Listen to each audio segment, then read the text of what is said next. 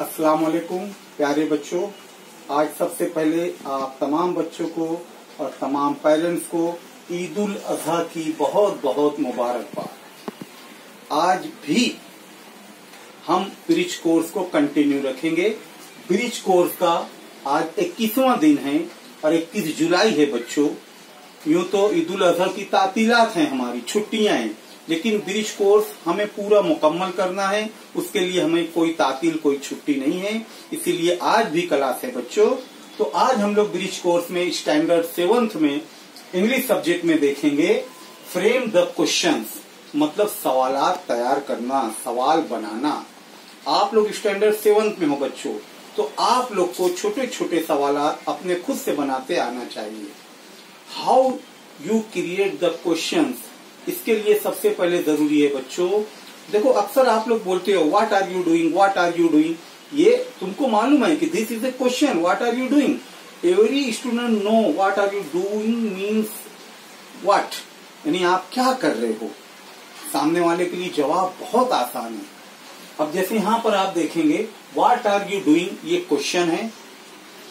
अब उसके जवाब में हमको, उसके रिप्लाई में हम लिख सकते हैं रीडिंग, राइटिंग, वॉकिंग, स्लीपिंग।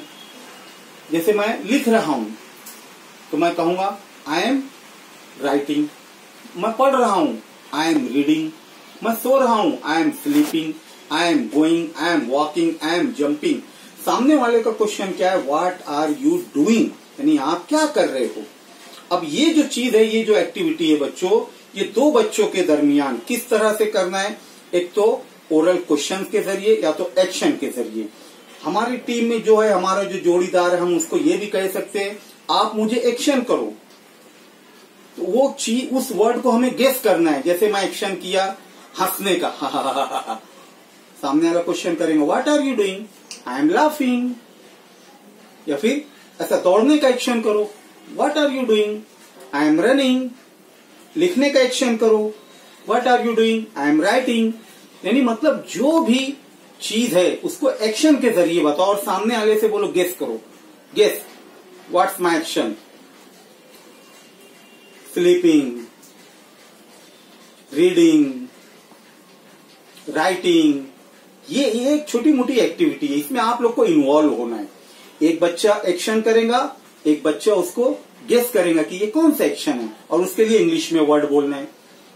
या तो फिर सामने वाला दूसरा एक तरीका ये है, एक्शन करे सो रहा हूं, फिर वही पूछो what are you doing, I am sleeping. What are you doing, I am writing. मतलब हमें क्वेश्चन बनाना है, फ्रेम द क्वेश्चंस। वर्ड्स ये सब रहेंगे, words are reading, writing, walking, sleeping. अब एक बच्चा क्वेश्चन किया व्हाट आर यू डूइंग, अब हमको आंसर में लिखना है आई एम रीडिंग। मैं पढ़ रहा हूं, ये तो ओरल जबानी हम जवाब दी, इसी को लिखना भी है, हमें लिखते भी आना चाहिए।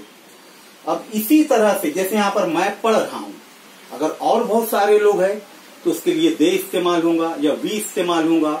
इन सब चीजों से पहले बच्चों आपको जितने भी बेसिक वर्ड्स है वो याद रहना चाहिए मायने के साथ। जैसे he, she, I, you, me, my, they, we, ये सब समझ में आया। अगर दो बच्चे अकेले बातचीत कर रहे हैं तो जवाब में वो आए ही बोलेगा। What are you doing, I am, ये यही बोलेगा। जो भी काम कर रहे हैं, I am reading, I am writing, I am sleeping.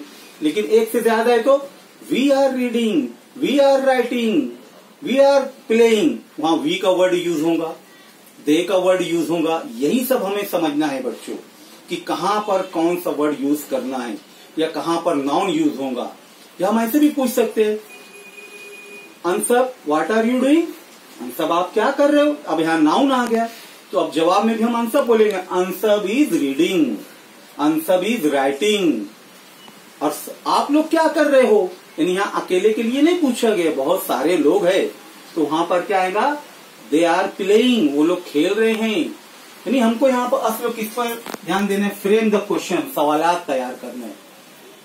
What are you doing सिर्फ ये नहीं रहेगा, व्हाट आर दे डूइंग, वो लोग क्या कर रहे हैं। What are he doing, what are she doing, वो क्या कर रही है, वो क्या कर रहा है। इस तरीके से हमको क्वेश्चंस बनाते आना चाहिए।